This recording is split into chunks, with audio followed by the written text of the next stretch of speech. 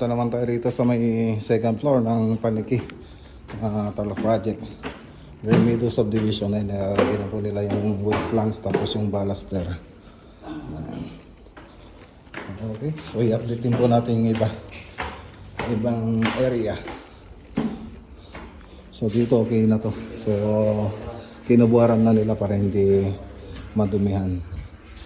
So ayan, okay na yung puto. Tapos yung ibang pinto dito, yan, pinipinturan na po nila. Ayan na.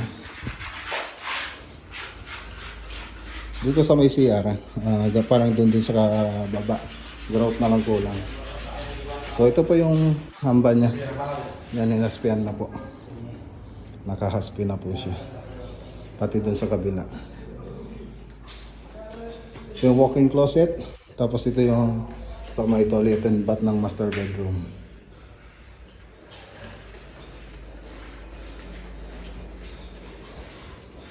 Tapos ito po yung sa may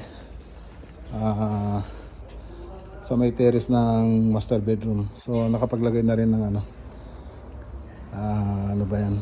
WPC. Tapos door jamb. Ayun o. Yan din ang pintuan. Pintuan niya rito. Okay, so i-update na lang po natin ito sa susunod na punta natin. Magandang araw po sa lahat. God bless.